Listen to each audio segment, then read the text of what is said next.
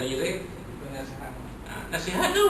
Tu nasihat antara mau'izah wajilat minhal qulub. Nak peringat manusia bahawanya kamu macam mana penduduk ini, ingat dunia ni sementara je. Sama ada kita sebagai penghuni dunia ni ataupun dunia itu sendiri pun adalah sementara. Dia tak kekal. Kita taruh mana je. Selagi hayat kita di kandung badan, kita ada lah. Kalau sampai ajal kita, la yastakhiruna sa'atan wa la yastaqdimun. Kalau sampai ajal kita memang pagi tadi makan usana kat kedai sama. Dapat WhatsApp, isi WhatsApp kata dah meninggal dah tengah hari. Nampak. Sebab ajal dia dah sampai waktu itu. Maknanya kita ni semua adalah sementara di dunia ni. Wa anal akhirata hiya darul mamar. Akhirat itulah tempat tinggal yang kekal selama-lamanya. Ada awal, tak ada akhir. Tadi saya pun lepek tanya saya. Dia tanya saya, duduk semeja ni, saya duduk dengan mereka ada 5-6 orang. Tengok mereka tak ada yang parti. Mereka sama mereka sembang-sembang, tak parti tengok. Saya pun lepek ni. Pergi rapat. Assalamualaikum. Saya pun lepek orang duduk sembang 5 minit tu macam sembang 1 jam. Dia punya meriah. Ni saya dah ada peluang nak jumpa ustaz ni. Tadi dengar ustaz baca doa kat belakang. Nak tanya, dia tanya apa? Dia kata soalan dia bagus. Dia kata rukun iman ada 6. Siapa yang tak percaya rukun iman ni maka gugur iman dia. Tapi macam mana yang lain? Perkara-perkara gaib. Contohnya jin, contohnya syaitan, jin, benda-benda gaib lah, benda-benda halus, kan? Termasuklah azab kubur dan sebagainya. Kalau kita tak beriman ni macam mana ustaz? Sama tak macam rukun yang ke-6, rukun iman yang 6 serupa tak kedudukan dia? Ataupun hanya kira sebagai perkara kita tak beriman tu sebagai perkara mungkar saja? Mana ingkar lah kan? Saya cakap lah, saya jawab. Tapi jawapan saya tu mungkin perlu huraian yang lebih lah, kena orang yang lebih alim lah hurai. Saya huraikan mudah. Saya kata bang, kita rukun pertama ialah beriman dengan al-iman antum nabillah. Iman itu kamu beriman dengan Allah, beriman dengan wujudnya zat Allah, beriman dengan sifat-sifat Allah, beriman dengan perbuatan-perbuatan Allah. Antaranya Allah, perbuatan Allah ialah menciptakan semua makhluk yang ada, sama ada yang nampak ataupun yang tidak nampak. Bila kita tak percaya adanya jin, tak percaya adanya syaitan, tak percaya adanya makhluk-makhluk gaib, tak percaya adanya azab kubur, tak percaya adanya syurga, tak percaya adanya neraka, tak percaya adanya pahala, tak percaya adanya dosa, apa mana?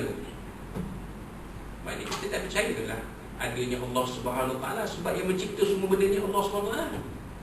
Masuk tak? Jadi mana kalau tak percaya, kita tak percaya adanya makhluk halus, benda-benda gaib, benda-benda samayat ni, arash Allah dan sebagainya, apa mana?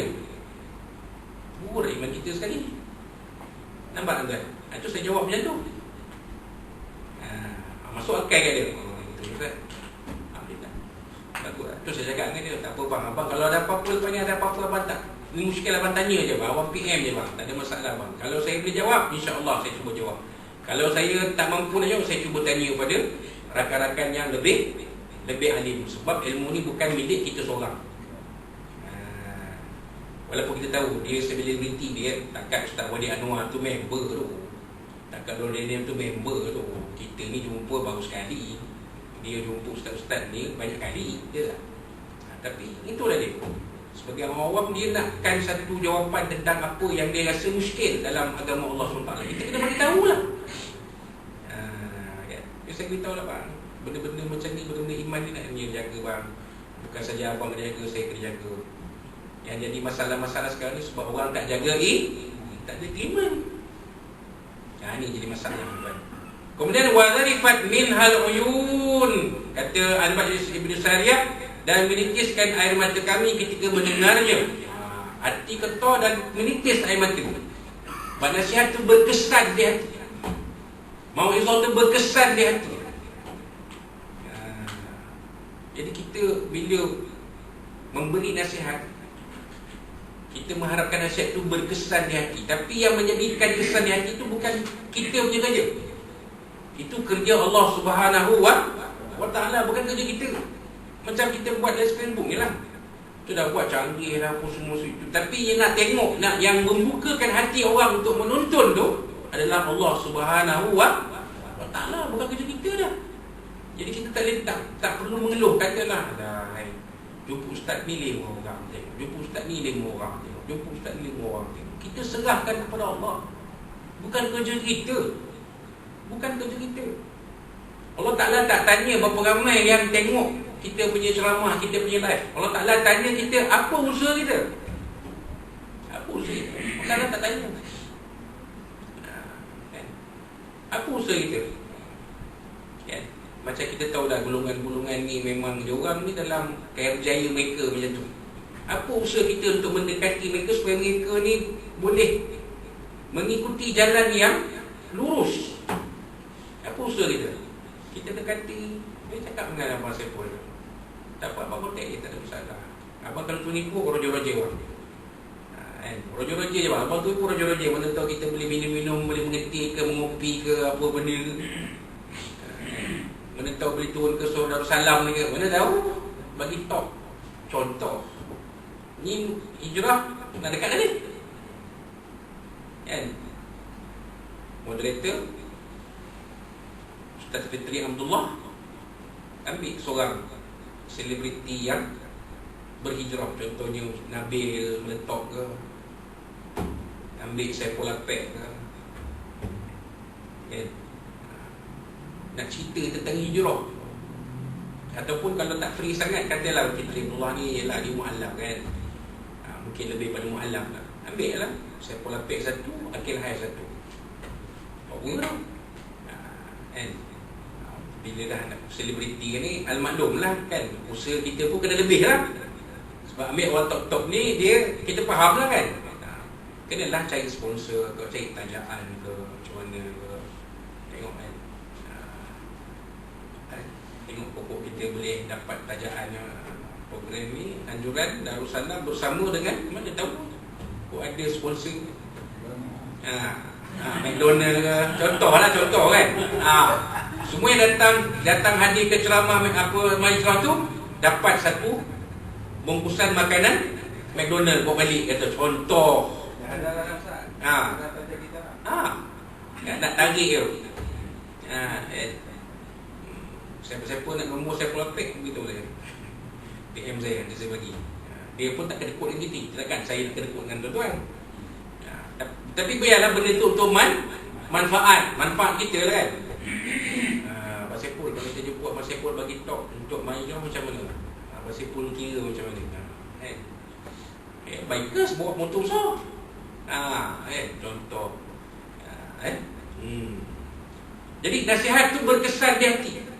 Kata Ibrahim bin Sa'ad, nasihat tu berkesan di hati sehingga para sahabat menitiskan air mata. Maka reaksi mereka, reaksi para sahabat yang mendengar nasihat Nabi tadi, faqulna ya Rasulullah ka'annaha mau'izatu muwaddi'in fa'usina. Ya Rasulullah, seolah-olah ni nasihat yang Tuhan bagi ni sebagai nasihat perpisahan, macam amanat lah. Untuk maklumat tuan-tuan dan puan-puan, Datuk Betul Kulit kita akan bersara lagi 2 minggu lebih. 5 Ogos jadi macam kita YB apa Ustaz? Alah, yang berhormat, yang bersara 5 Ogos. Sekarang 19